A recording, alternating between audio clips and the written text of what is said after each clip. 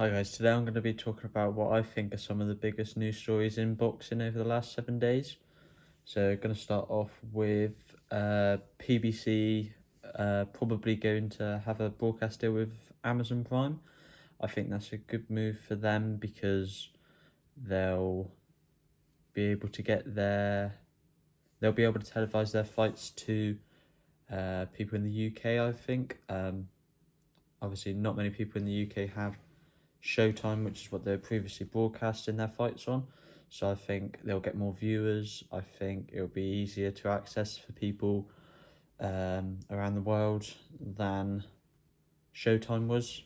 I feel like that could potentially mean that they get more money, and hopefully that means that there'll be bigger fights, and the biggest fights that we want will be made. Don't really have too much to comment on that because I'm more interested in the fight side of it, but I just feel like that was a big news story over the last week. Then there's Chris Eubank Jr. versus Connor Benn. That's supposed to be being finalised for the 3rd of February at Tottenham Hotspur Stadium. I feel like that's a good fight. I'd like to see what the weights are for that.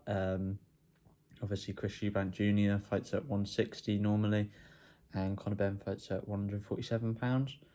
I feel like the hype for that fight will be really big, like it was for the first fight, October 2022, like it was for the October 2022 fight, before that got cancelled in the fight week. Yeah, I just feel like that would be a really big fight. I think it's one of the biggest fights that can be made out of domestic fighters. I think it really depends on what the weight is as to who will be the winner. I feel like if Connor Benn fights at £160, potentially his power won't carry up. If it's a catch weight, I feel like Chris Eubank might dehydrate himself too much because he struggles to make £160. Yeah, I think a lot will be based on the weight. I think Connor Benn said previously that he would go up to £160 to fight Chris Eubank Jr., especially after everything that happened with his failed drugs test over the first time. And Eubanks also said that the fight's got to be on his terms, so I'd assume that he doesn't want to cut more weight than he already does to get to £160. I've always thought, I don't know why, I've always had a feeling that Connor Benn would win the fight. That might just be because I like Connor Benn more. But I don't know, I guess we'll just have to see how he looks at the weight, how he performs. Yeah, I don't know really. We'll have to see about the weight. The fact that it's at Tottenham Hotspur Stadium, obviously that's going to get a lot of fans in. The fact that it's also on the 3rd of February, that means that they'll need to announce it pretty soon because that's just over 2 months away now, so they'll need to start training. They'll have a training camp over Christmas and over New Year's, and yeah, it'll be a massive fight. The build-up will be insane, like it was for the first fight that sadly got cancelled. Then there's another fight that might be getting scheduled, and that's Lomachenko versus Kambosos in Australia for over the April 13th to 14th weekend. I feel like Lomachenko will win that. That's also for the IBF lightweight title, which was previously held by Haney before he moved up. Haney's obviously let go of the WBC title as well, which has been got by Shakur Stevenson now after his fight against De Los Santos.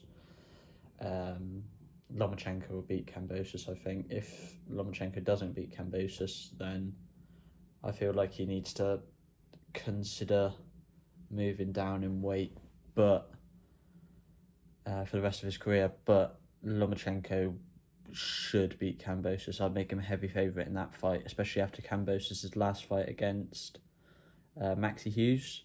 I think he lost against Maxi Hughes. Lomachenko went toe-to-toe with Devin Haney, who's a massive 135-pounder, and he's gone up to 140 pounds now. He's that big. I think yeah, I think Lomachenko will just be too quick. His footwork will be too good. His defense will be too good.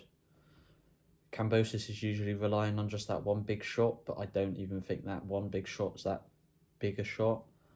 I just feel like Lomachenko will be able to avoid his punches, use his footwork, get out of the way of his punches and his combinations.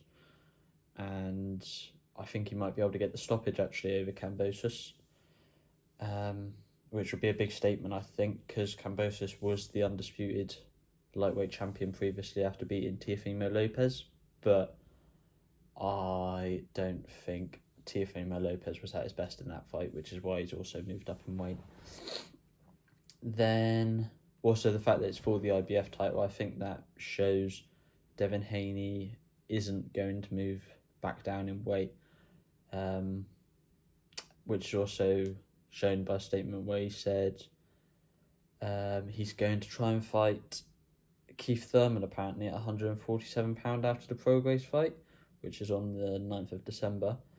That would be moving up to £147 from £135 he started the year at. He started the year fighting Lomachenko in May at £135. He's now going to fight Regis Prograis to try and get the £140 WBC title. And then he's going to go up and fight Keith Thurman apparently if he beats Prograis. I don't know. I don't know if he's I don't know if he's struggling to make the weight at 140 because he was a massive 135 pounder. I don't know if he's trying to challenge himself. I don't know if he feels like it would be easier to win belts at £147. I feel like it probably would be easier to win belts at £147 than £140, but still that size gap is going to be big. And I feel like when Haney gets in the ring with Prograis and realises how difficult it is against the bigger people, I think he might consider staying at £140 and trying to win belts there. £140 is obviously a really good division at the moment. You've got the likes of Matthias, who I spoke about last week. You've got Teofimo Lopez, who I think is the best £140 after his win against Josh Taylor. You've got Jack Catterall. You've got Regis Prograis, obviously, who is fighting Devin Haney. You've got Gary Antoine Russell. You've got you just got a lot of up and coming 140-pounders as well. So I feel like that's an interesting division for Haney to be in. I would be surprised to see him move up after one fight at £140. I'd like to see him stay at £140. But then if Terence Crawford gives up all of his belts at £147, there will be belts for him to pick up, especially if he's the WBC champion. He'll then probably move up and get a WBC fight for the WBC welterweight title, which would make him a 3-division world champion. I think he would then have to fight Mario Barrios for that title, who's also come up from the lighter weight categories. I feel Haney will probably be able to beat Mario Barrios. But Barrios has improved a lot, and he showed that in his win against Yordenis Ugas. Barrios has lost to Keith Thurman previously, and he's lost to Gervonta Davis, but I feel like he's improved since then slightly. But I still think Haney might be able to get the win over Barrios. I just think Haney should stay at £140 though and just try and make the big fights there, I think. Then we're moving on to Benavidez. Benavidez has said that he's considering moving up to £175 and fighting Dimitri Bivol if he can't get the Canelo fight. I feel like Canelo should fight David Benavidez. I feel that would be good for Benavidez if he doesn't get the Canelo fight to move up and fight Bivol, because apparently they've sparred before. Apparently Benavidez has got the better of that sparring. But then again, it's just sparring. You never know if Bivol... Because that could have been Benavidez just before a fight where he's in his peak shape. Bivol could have just had a fight and taken a couple of weeks off, so he's not in peak physical condition. I feel like that'd just be a really good fight, and I think Bivol would win. I rate Bivol very highly. I think he's got the cardio to go 12 rounds, where I don't think Benavidez' previous opponents like Caleb Plant and Demetrius Andrade have. Bivol's fought bigger opponents before. He's fought smaller opponents before. I feel like David Benavidez is basically a 175-pound fighter, but cutting down to 168 pounds, which I think gives him an advantage. I do think it'd be a good fight, though. I'm not saying David Benavidez weight bullies his opponents and just cuts as much weight as possible, and that's the only reason he's better, because I do think he's a technically very good fighter as well. But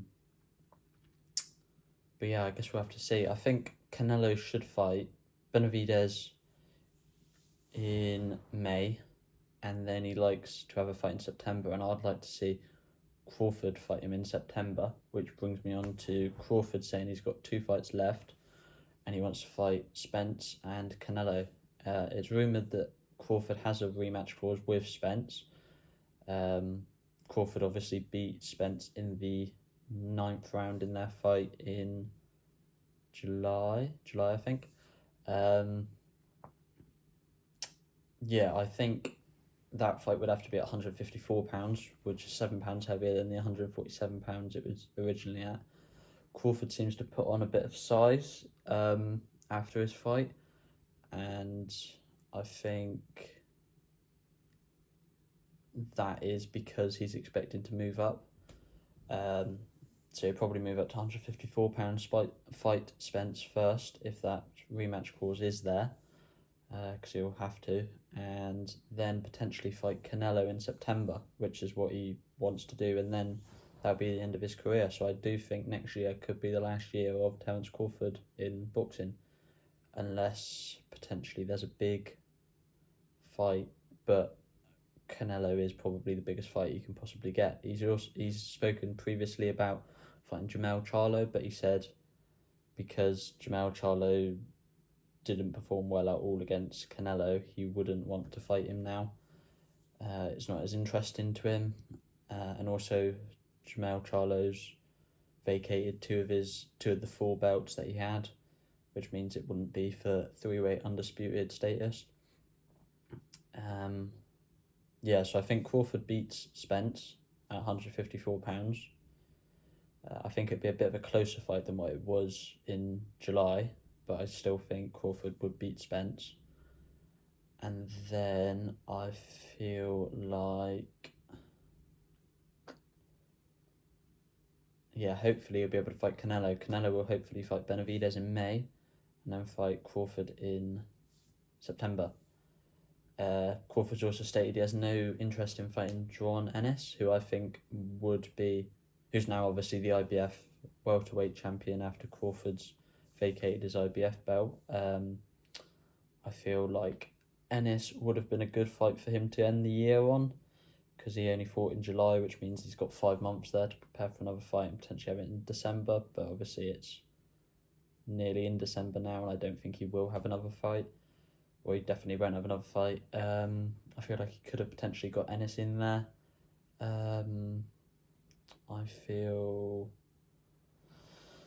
I believe he should fight Ennis, but like he said, he's not interested in it, and if he's not interested in it, he's definitely not scared of Ennis, which some people have said he is scared of Ennis. I don't think he's scared of Ennis,